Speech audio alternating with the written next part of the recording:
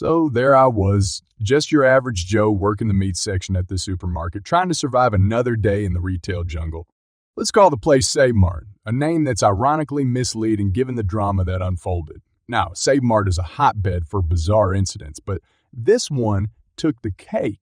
One sunny afternoon, I'm minding my business, arranging the steaks, chicken breasts, and all the meaty goodness, when in walks Karen. You know, the type, the haircut that screams, I want to speak to the manager, the entitlement dripping off her like a leaky faucet. I could practically smell trouble in the air. Karen marches up to me, waving her phone like a weapon. Look at this, kid. A super duper mega ultra sale on everything in the store. It's free stuff galore.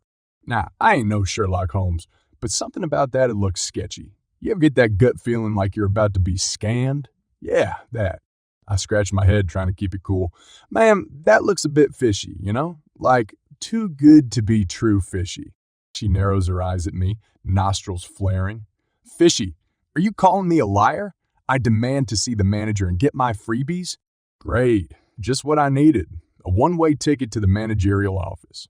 Well, the thing is, the manager's not in right now.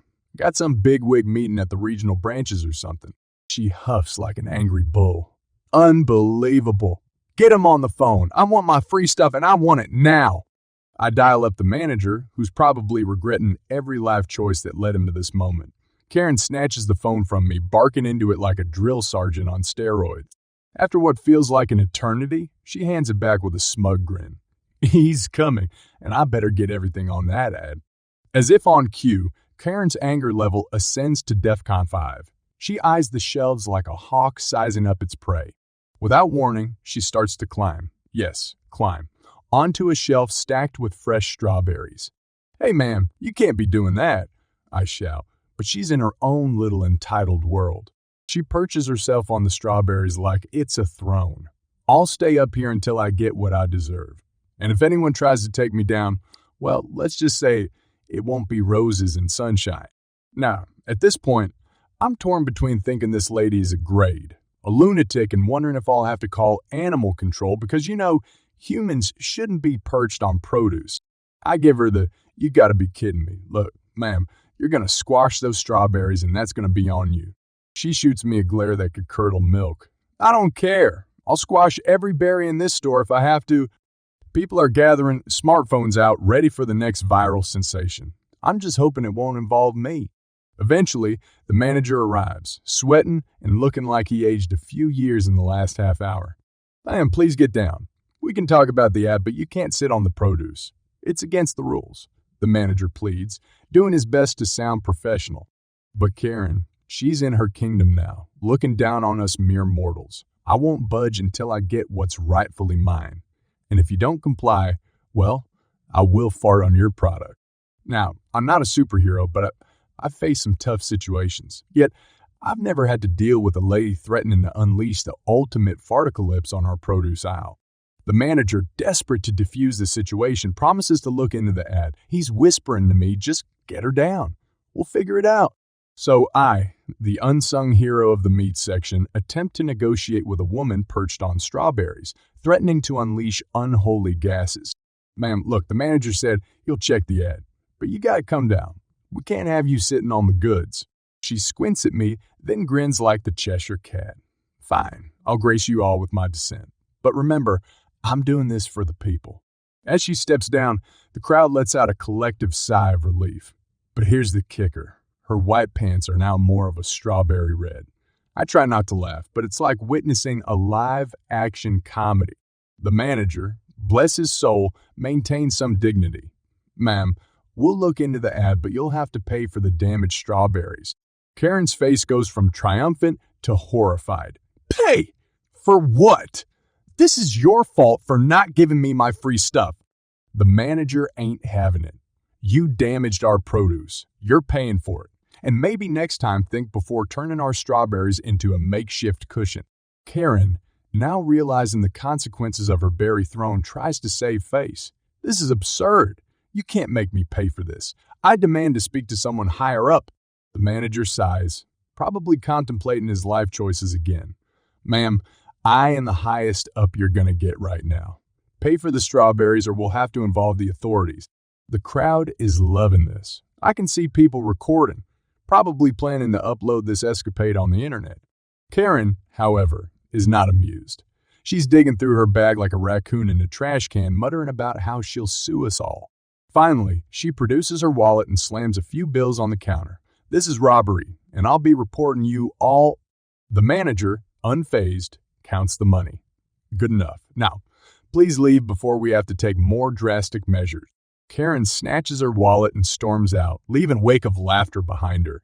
The manager, not one to let a situation go without some passive-aggressive remark, yells after her, "Have a great day, ma'am."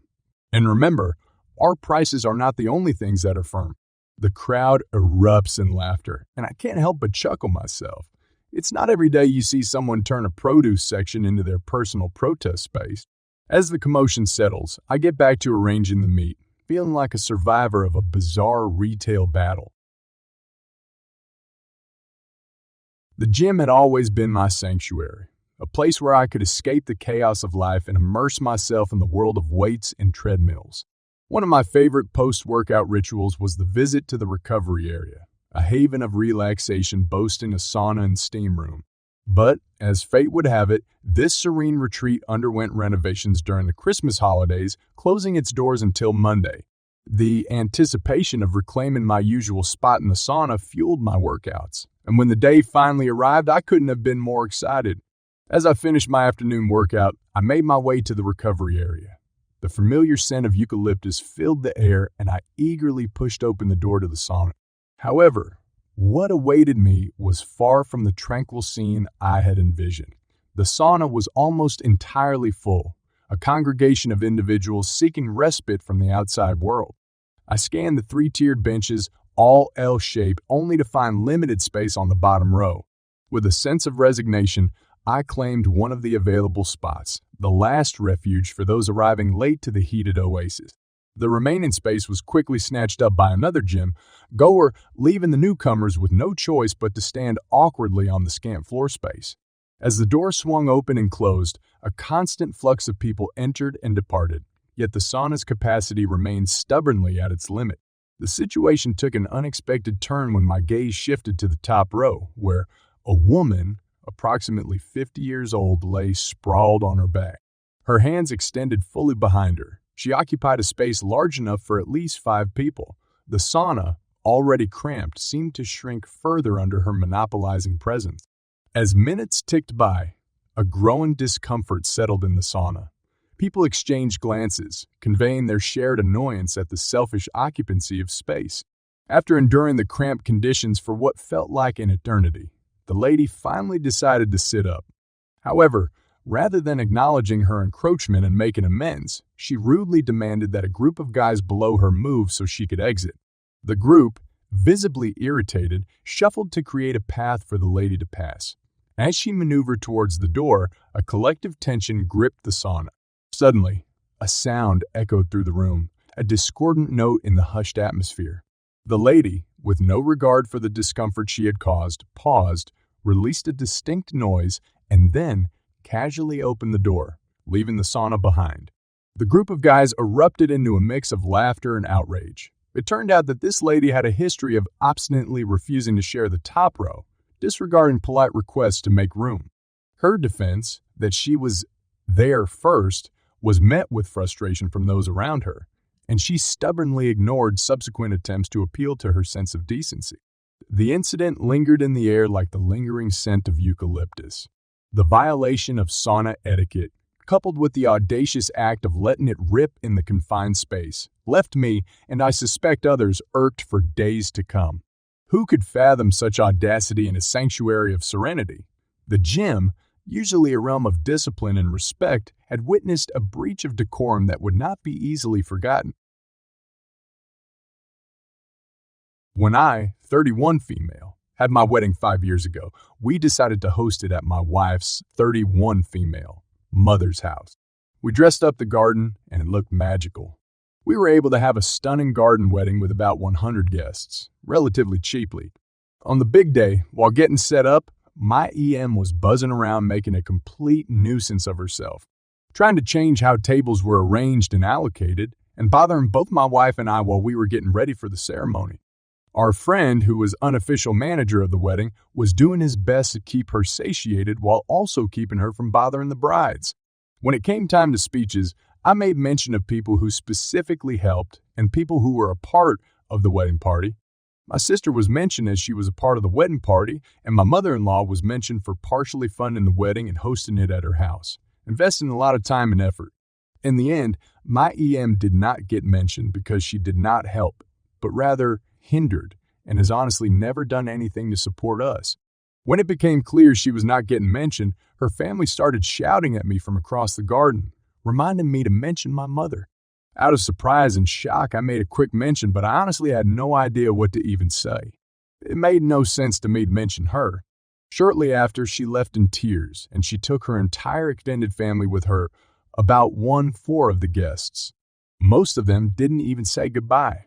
It was a devastating amount of drama for what should be a magical day. My dad handled it well and comforted us both. They are divorced. I don't regret not mentioning her even a little bit. All it did was highlight that she can't be trusted to participate in our lives in any important or meaningful way. The relationship has never been the same since, especially since she outright refused to apologize to my wife, even trying to compare her behavior with my wife being withdrawn at her family gatherings, since for some reason the entire extended family tends to pretend she doesn't exist. Totally bizarre. I'm glad my wife still loves me so much despite my insane mother. My parents separated when I was 3 years and my sister 8 from that time. SD was not really in either of our lives as he moved to Capital City. This divorce was expected long time from mom's side of family as SD was abusive to my mom and sis. SD popped a couple of times during the time leading to this events. The prize visit or me and sis coming to him. My mom did unbelievably great job raising me and sis as single mom even thought me and sis were constantly fighting. Fast forward to time when I was 19 and found a job in Capital City. I moved out within a week, which was hard on my mom and surprising on my sister. She always said that I would live with mom until my 30th. But honestly, I needed change in my life as I felt stuck in one place with no direction. I moved in the flat with my friend and lived in the flat for almost 1 year. After some time, I started to looking into a place closer to my work as it was almost 2 hours of commute, which honestly sucked. I told that to my flatmate that I'm looking into something closer to work, and within few weeks, one of our friends was living with us. The flat was 2 bedrooms, 2 toilets, and huge living room with kitchen. I wasn't on the lease and finding a flat was quite challenging as single male, so I called SD and asked if he does not know about someone who's renting. He proposed that I move in the flat he is living in and I can stay at his as long as I want, so I did. Upon moving there, I found out that it was not his flat but his colleague from work. Luckily, the guy was super chill. I was paying rent, utilities, and food. After a few months, end of winter, I moved in start of it. SD came to me and said that I have to move out, that he cannot bring witches. Not just some chick but paid escorts prostitutes into the flat as I am there. During my stay there, he was getting his son, my half-bro, every second weekend as his baby mama kicked him out of flat. As I had quite a lot of colleagues and awesome boss, and with sheer luck, one of the colleagues' mate was looking for a flat mate. I moved out a few weeks afterwards saying, "If witches are more important to you than your son, this is the last time we speak." I went LLC with SD, and after a few months, he started to blow my phone, so I just put him in the block as my sister did a few years before me. Hold and behold, his side of family started to blowing my phone and social media that I should pick up his phone and spoke with him, except my uncle, his brother, and his wife. They have 2 boys, and those sneaky little beggars love me for some reason. I reply to his sister that he has no idea what happened, and I strongly suggest her to leave it be, yet she ignored my suggestion and doubled down using her mom to do the same, so I cut them off as well.